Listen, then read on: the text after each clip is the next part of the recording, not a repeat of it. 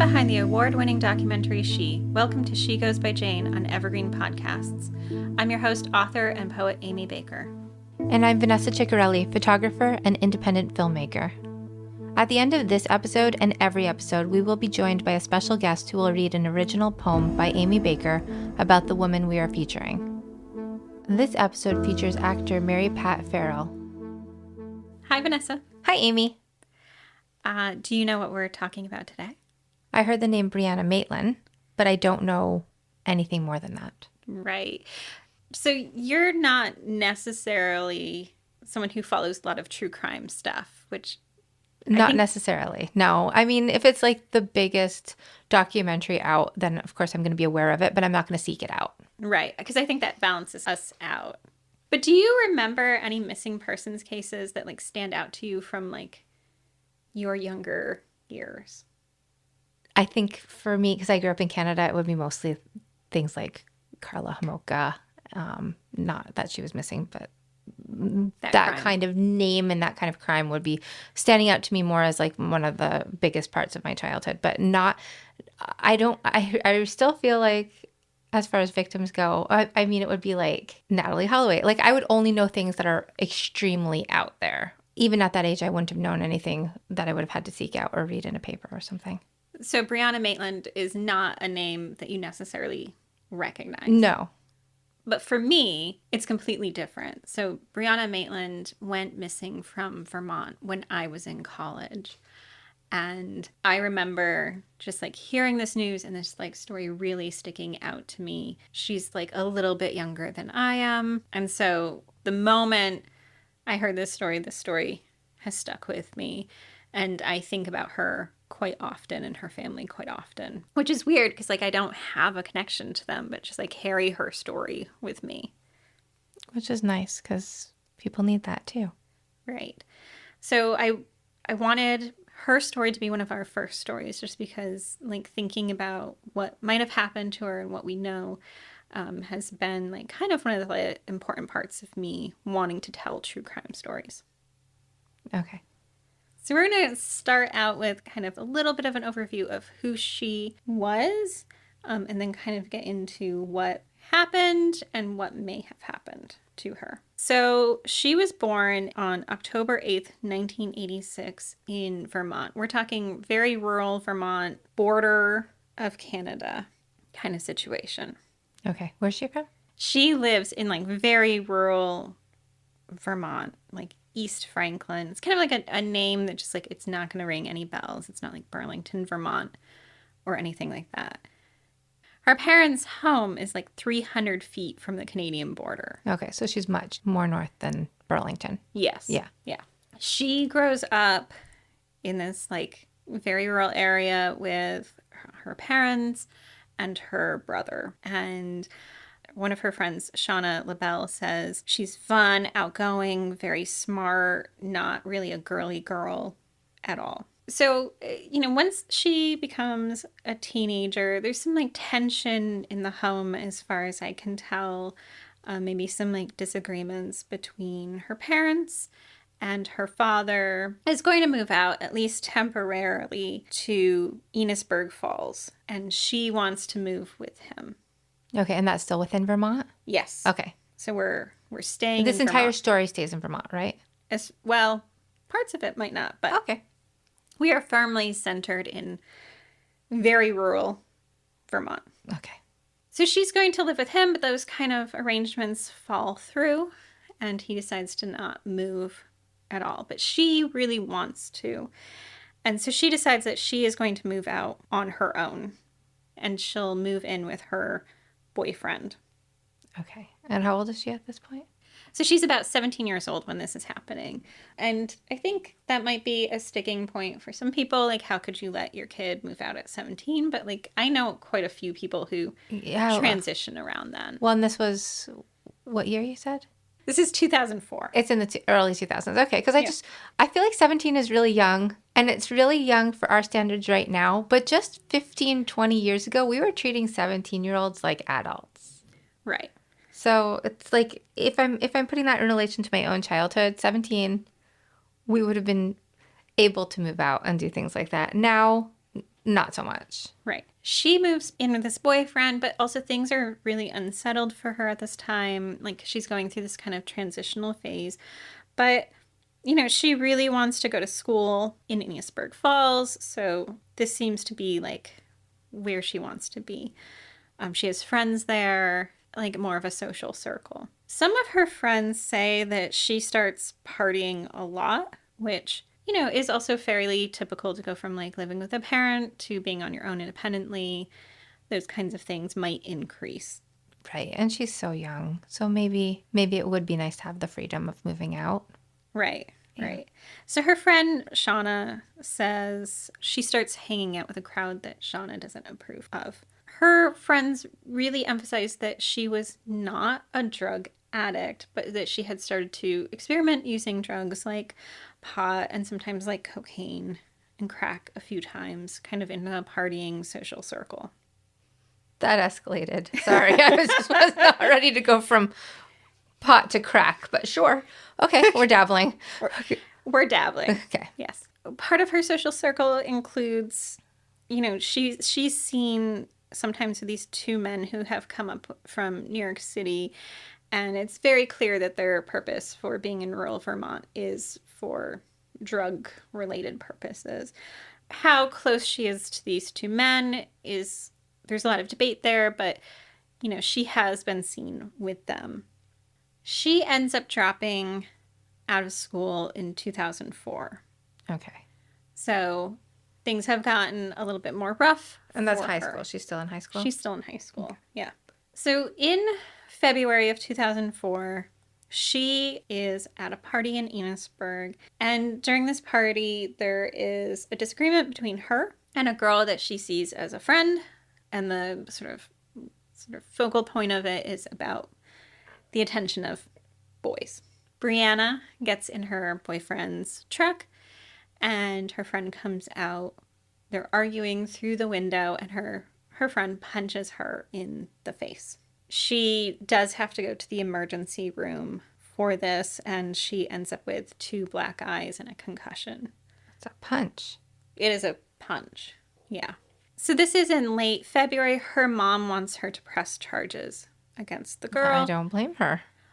Yeah. It's a good advisement by mom there. And so they do. She starts living with her friend Jillian Stout. It's around this time that it seems like Brianna is starting to kind of reconsider the direction some things have been going as she's been living independently. So she's living with this friend, and the friend says, like, things are pretty normal for them. Like, she's not partying as much. They just come home, they watch TV or read, and that's kind of their everyday. On March 19th, 2004, this is a Friday. This is a day that's pretty important in this whole story. So her mother takes her to go and take a math test, which is part of her GED. So she's decided to get her GED instead. After they leave there, they go clothes shopping in St. Albans, Vermont. They're looking to buy some clothes because Brianna is now working 2 jobs.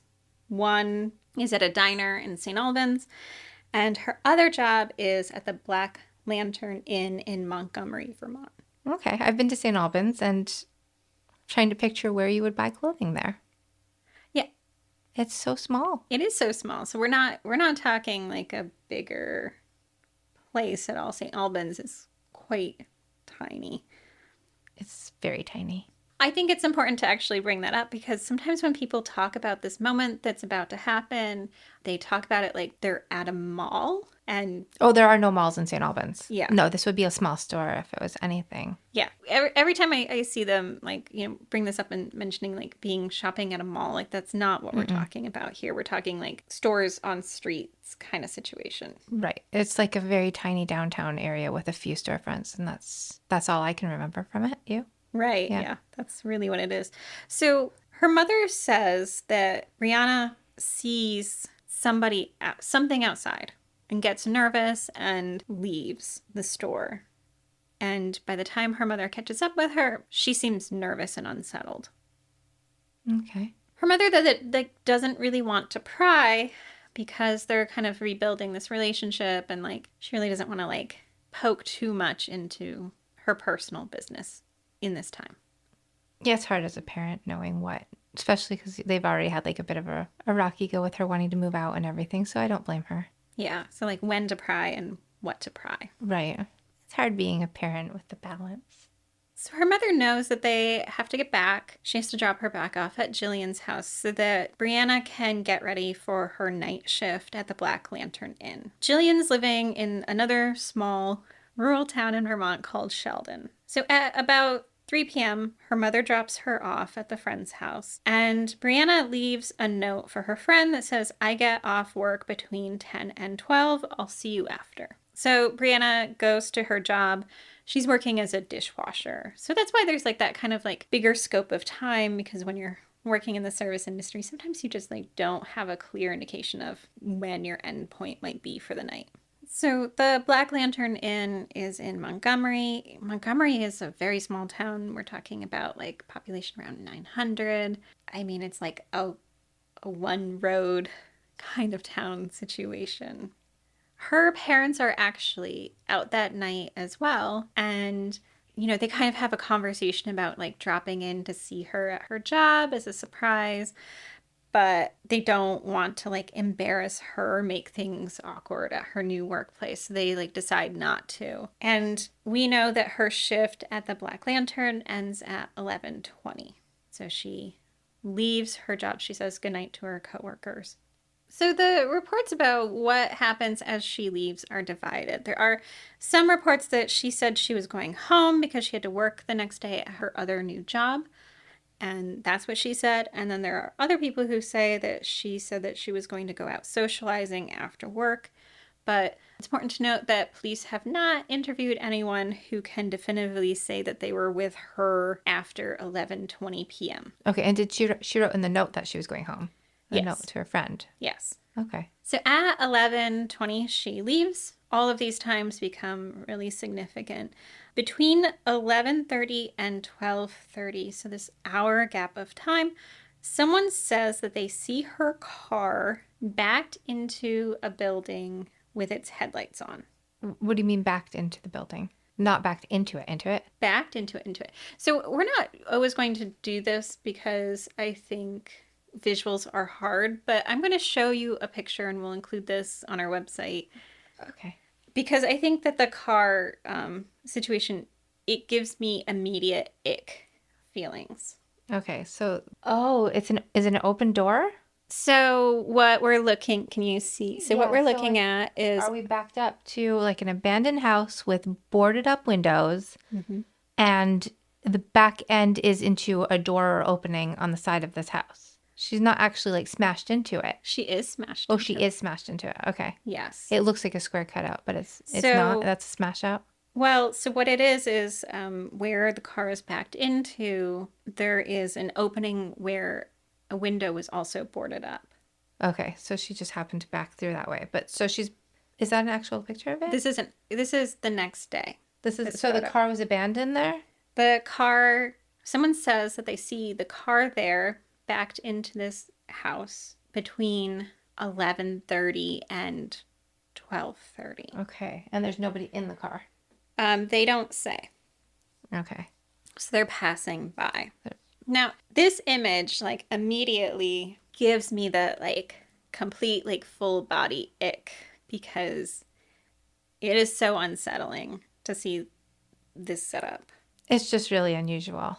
It is the very way it is. unusual. Like if somebody is gonna say somebody drank too much and they're driving and they go through an old building, it's forward, not this way. Yeah. So a little bit about this house is abandoned. It was abandoned in the 1990s. It is on a curve in the road. So you leave Montgomery, head out of town. That's where it is. The doors and windows all have plywood over them. We're about 1.5 miles-ish from the Black Lantern, so we're not too far away. This house is in the direction of where she was staying, so she would have had to pass by here. Now, this house is known as the Dutchburn House.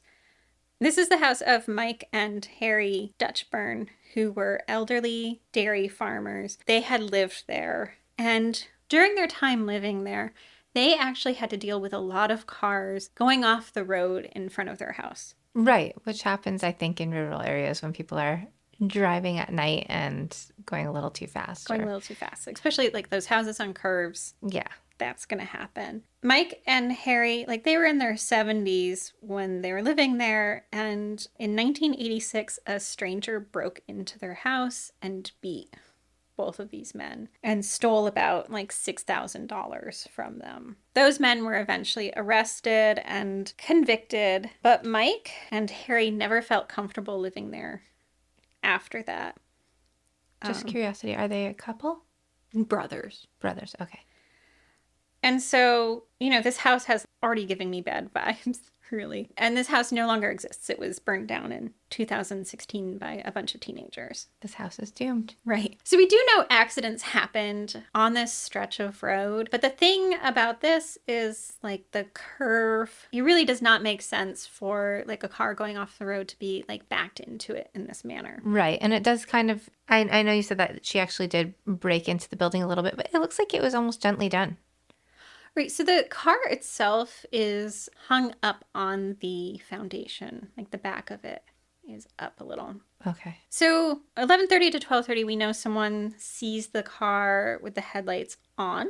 So we're talking anywhere from 10 minutes to an hour and 10 minutes from when people last saw her. And we are like a mile and a half away. Definitely doesn't take 10 minutes to do that. No. So things get a little bit stranger. She is dating or has had a relationship with this guy named James, and he has various stories, but kind of says between 2 and 4 a.m. he passes by and sees her car. Her car is quite distinct. It's a 1985 Oldsmobile sedan. It's kind of in this pale green color, and she got the car when her grandfather, who she adored, passed away, and the car was passed on to her. So he sees the vehicle, he recognizes that it's hers, and he stops and gets out, and there's various stories, but he may or may not have like turned the headlights off, but she's nowhere around. Okay. He doesn't alert anyone, and there's varying stories that he gave. Some of which are that he himself has been drinking and didn't want to get in trouble for anything if he happened to call the police and they came. Okay. And he doesn't know if he turned off the lights or not? There's some stories that say he did, some that don't. Okay, so this boyfriend, now, do we know how old he is or what he does? Like, does he have any criminal records himself? So, I mean, I think it's important to know that this guy, James, has since passed away in a, like, car crash in 2019. I mean, he has a really spotty record of arrests, but it really didn't necessarily feel like police were pinpointing him in her being missing. We don't know if he was with her when she backed up the car. According to his story, he was not there. Okay. That he has just simply been passing by and saw the vehicle, stopped to check it out. She's not there. He turns off the lights maybe and leaves. And did he alert anybody when that happened? No. That seems weird. It does. It does. In his defense, I mean, I'm not sure that's quite the word I want. You know, someone else had passed by between 11:30 and 12:30 and seen her car. And another person said between 12 and 12:30, they see her car. And that person says that they think that they remember her turn signal being on. So, like, we potentially have, like, as many as, like, 3 people passing by in the night, seeing this car and kind of shrugging their shoulders and... Not one reported it? No. Okay. The next day, other people are passing by it during the daytime. And it looks unusual and unsettling enough that some of them take photos of this car. So the photo that I just showed Vanessa and that we'll put some copies of on our website, that is because of these passerbys who stopped and took some photos. Okay. So nobody's involved right now. People are noticing, though. People are noticing. And, you know, some of her personal belongings are on the ground, including a broken necklace. There's some plastic bottles, like water bottles. Those are all on the ground. And we have not heard from her. We have not heard from her. Eventually, a trooper does stop and sees the vehicle, checks it over. He does not take any photographs of the vehicle. So again, the only photographs that exist are because these passerbys took them. He looks inside the vehicle and he notices that there are 2 paychecks for Brianna from the Black Lantern Inn. He makes the decision that he's going to go to the Black Lantern and ask them about Brianna.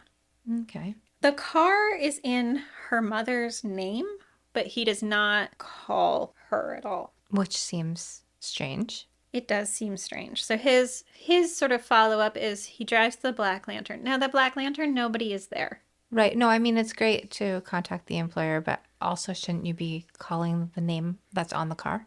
That should be, I would assume, standard procedure, but he does not do that. And kind of like what is said afterwards is that essentially it's rural Vermont and they frequently see disabled vehicles places. And so the level of concern is not there. Nobody's been reported missing. It's just a vehicle like smashed into an abandoned piece of property. Now, I also have some questions about wouldn't there be claims about property damage because that house is damaged.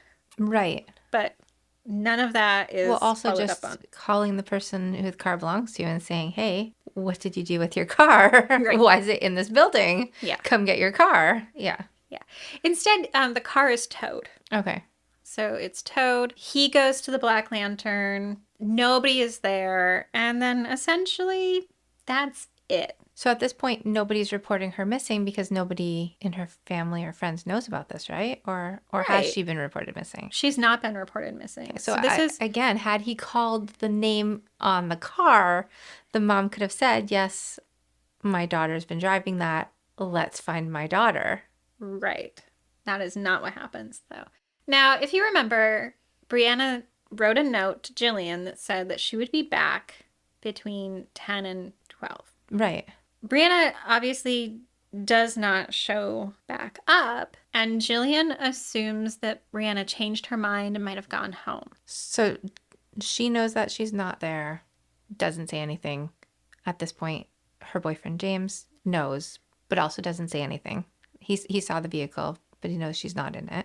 Right. So nobody's looking for her. Nobody's looking for her, but Jillian just has made this assumption. I get the sense that Brianna kind of changing her plans and heading home might have been a thing. So Jillian goes to her grandparents for the weekend, and when she gets back, she expects Brianna to be there or to have heard from her, and she's not.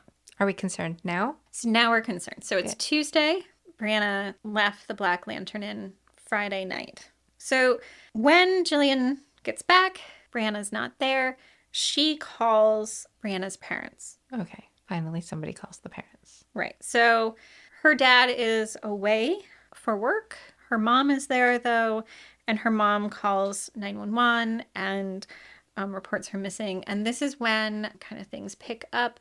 But she's calling everyone possible, and no one has seen her. On Wednesday, her dad has driven home overnight. They're looking for her. They're driving around. On Thursday, her parents go to the police barracks, and that is when finally there is a connection made between the car and Brianna. So when they went there, did the police finally figure that out, or did they see the car? So I believe the police finally put it together. Okay. But until now, the parents did not know that the car had been found. So this is the first time that they're realizing that her car has been found, and also she is not there. Okay. Her parents find out that the car has been taken to an auto body shop. This car has not been searched at all. So her dad goes and begins to worry that possibly Brianna's body is in the trunk. And so he crowbars open the trunk looking for her. That would be every parent's nightmare. Right. Well, this whole story is, but that moment, I can't even imagine what he was feeling. Yeah. So we're now a full week out from her being missing. And just now the pieces start coming together. Her parents kind of blanket the area with missing persons posters. It's not until the 30th of March that the car is being processed for prints and DNA. So like the whole beginning process is going quite slow. So they're taking it seriously, but slowly. Like slowly. You know, I think like every time like you see one of those things, it's like the first 48 hours are the most important. You know, and like we ignored the first 48 hours. We ignored the first 48 hours. Right? Like if her boyfriend had said something, or if the police officer had called her mom and been like, we found this car. I'm still surprised they didn't call about the car at all, and they just put it at like an auto body shop. Like, right, like don't you want to let that person know? Yeah. Like you have to come claim your car, and then you could figure out what happened and press any charges that would need to be of like ruining someone else's property. Yeah, because like very clearly an accident with property damage has occurred. It doesn't matter that the Dutch burn house was abandoned. Like the house itself, the structure has been damaged. It still belongs to somebody whether it's abandoned or not, right? So, I mean, It has to be, like, things have to be held accountable at some point. Mm-hmm. On April 1st, Class Kids Foundation, which is named after Paul Class, they come out and about 300 people start like a concerted effort in searching for her. They don't find anything. So the next weekend, her dad organizes volunteers and gets about like 50 to 60 people out there. The police finally start interviewing people, and they interview like 60 plus people. There's a subpoena for 7 different people to testify. Some of those include like the woman who punched Brianna in the face, trying to figure out like what people might know. There's a $10,000 reward for her return. Now her dad though and her family really wants to emphasize at the point that like not enough was done to aggressively look for her. The dad points out that the police didn't tell them about the car until 5 days later, like as he's writing to the governor. Like this would be horrific as a parent, just, or anybody who's trying to find someone who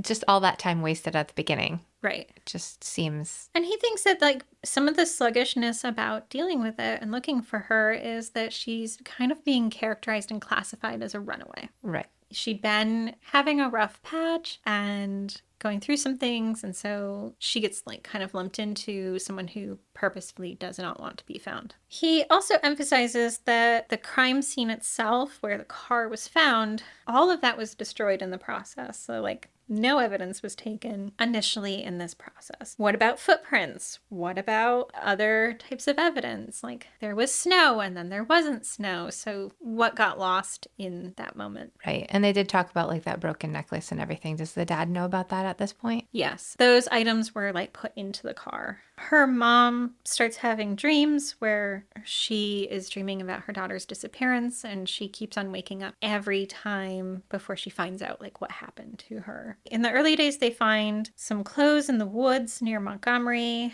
There's some speculation that they might be hers, and so that's investigated. The police also told them that they had found remains in a garbage bag near where she went missing, and they go to bed like basically like praying that it's not her. And yeah, they're told the next day that those were actually pig remains. Oh my goodness. That's okay. They shouldn't have been told about those in the first place then. Right, until you figure it out. Let's find out if they're pig or human before we tell anyone's family. Right. There's like reports of people seeing her working at a strip club in Boston. There's reports of people seeing her in various locations. So her parents are like literally driving all throughout the Northeast. They go to like Boston, they're going to Montreal, Syracuse, Albany. Like they're covering a good swath of the Northeast, just trying to chase leads down. And these people who saw her, they're reporting this without talking to her. So we don't know if it's even her.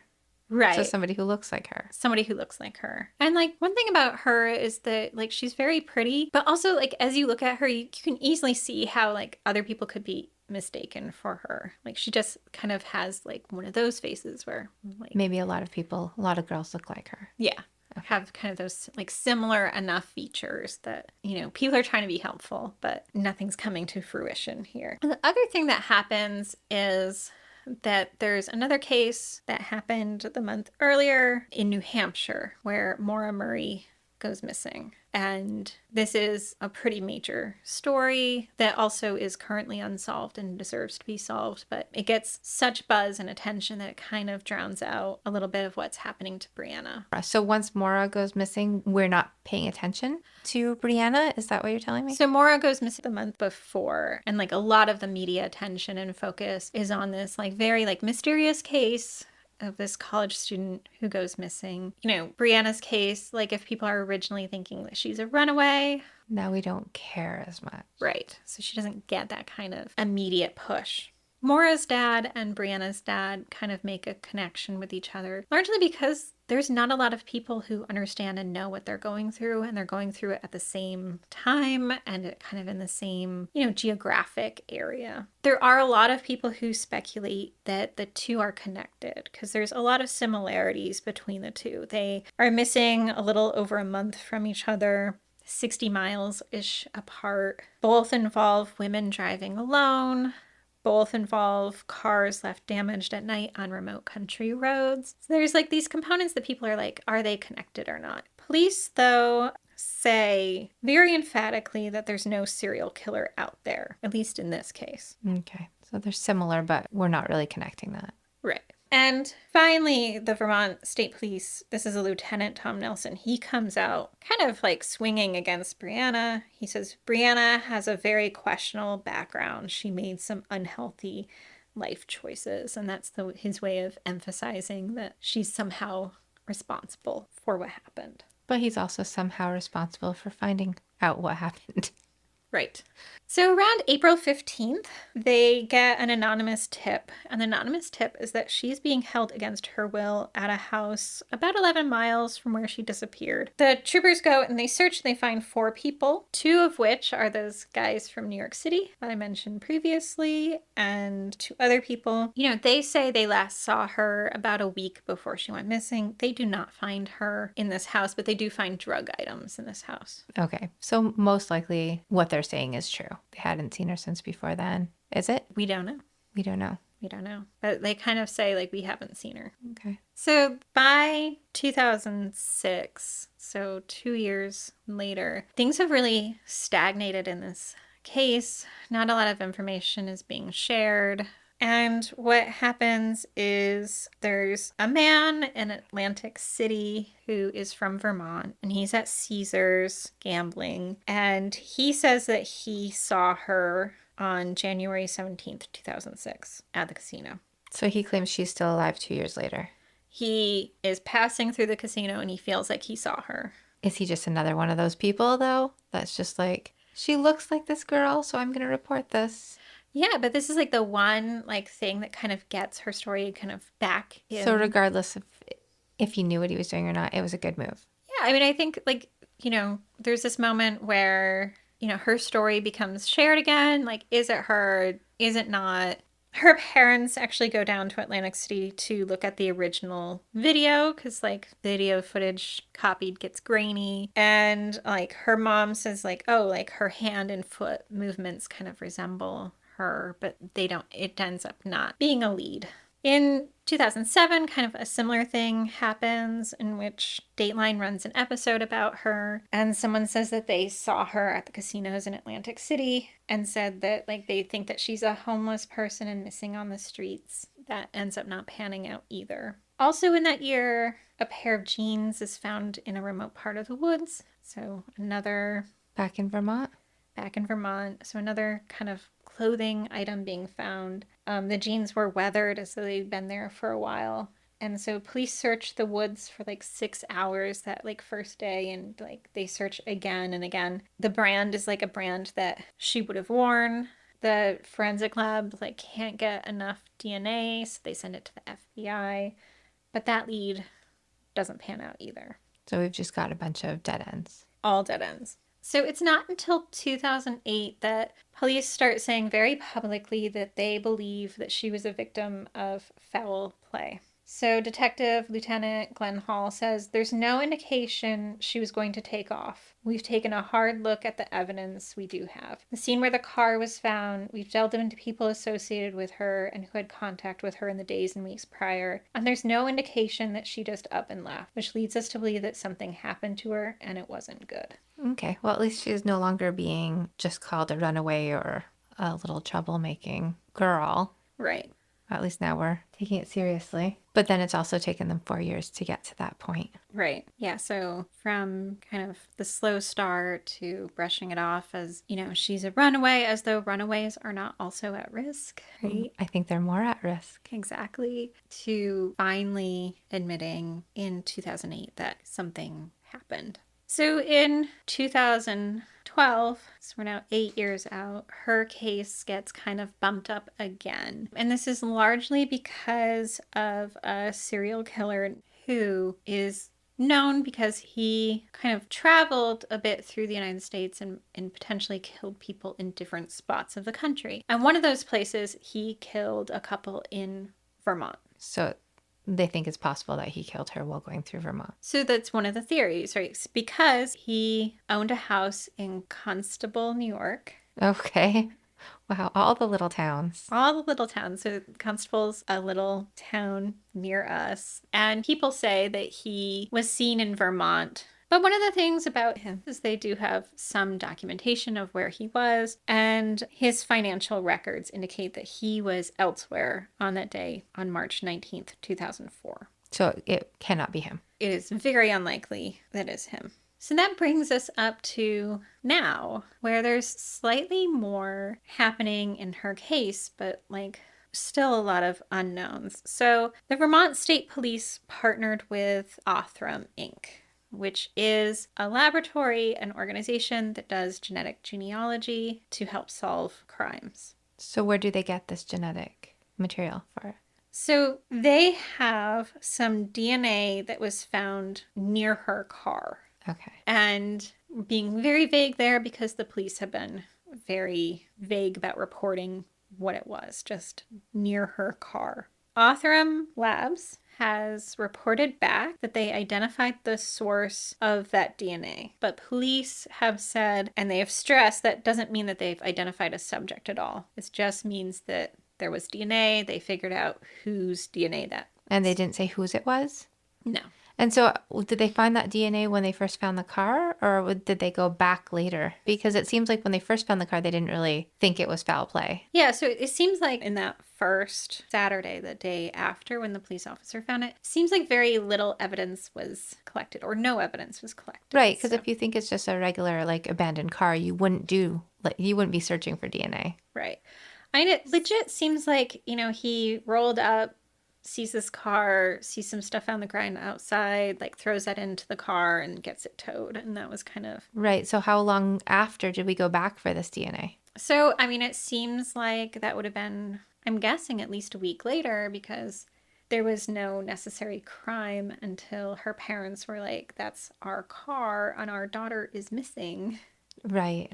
And it's in the winter and things are melting. Is it possible that if there was more, it could have just been flushed away with the melting snow? Yeah, well, that's what her dad says. That there was no clear established crime scene, immediately. And that lack of follow through impacted whether there was evidence or not.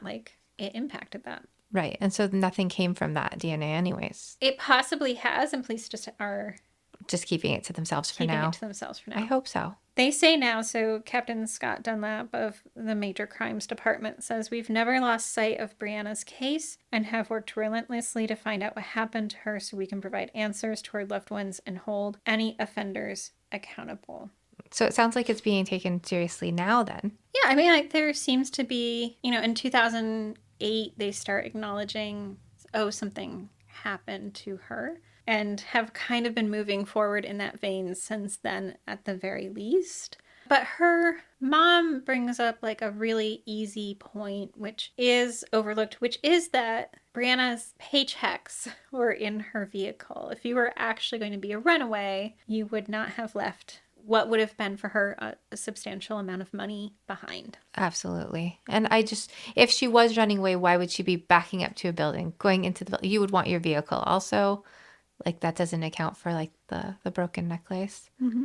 It doesn't seem like a runaway situation to me. No. Also leaving that note for her roommate saying, I'll be back, getting ready for the job the next day. None of this sounds like a runaway situation to me. Right.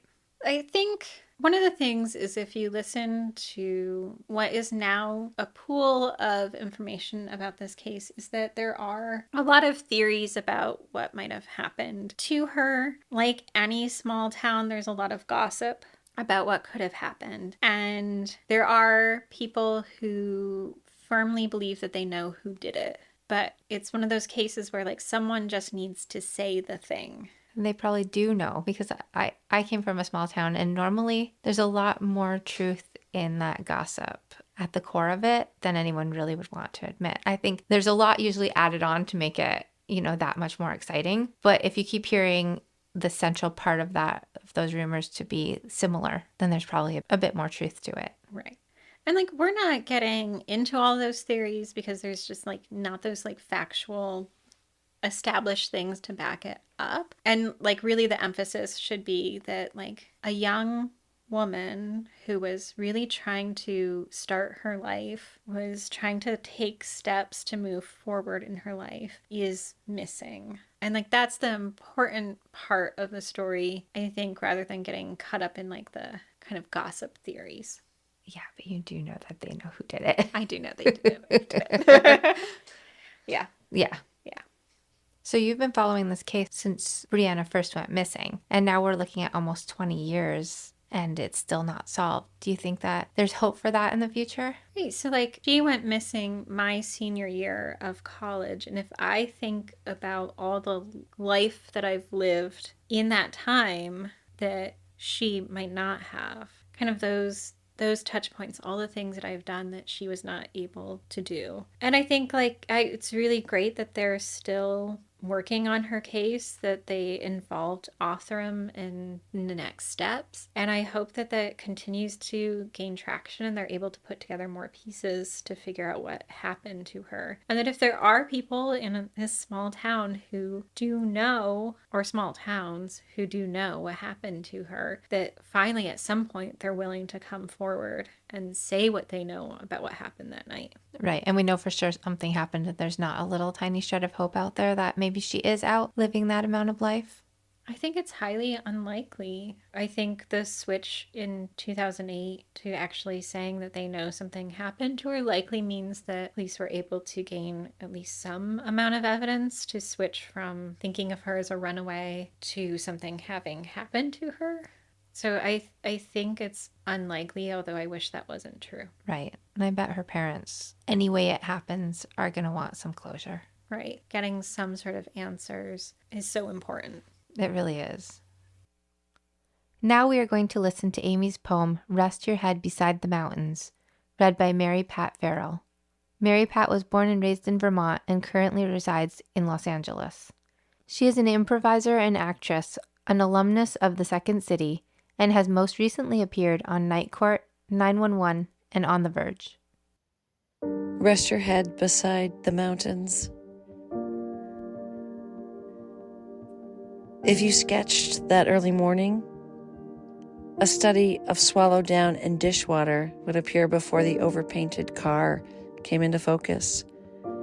Headlights turned out, bumper settled into the side of a wretched farmhouse, both abandoned like corn husks beside a Vermont road. Water bottles scattered in the yellowing grass in the snow-edged clearing, where no footprints leave trace of passage. Take her sky-gray night layered with fog and place your head beneath the curtain, where you will see the current that pulls you here from the back room of an inn, closed in the years since she's been gone. She never felt the mountains rising in the distance, watching over a place where does skim past, a place where her body was not laid to rest in hollow dirt. But you will know to leave this haunted place. You've got to move on. For more information about our show or to check out other shows on the network, please visit evergreenpodcast.com. Bye, Vanessa. Bye, Amy.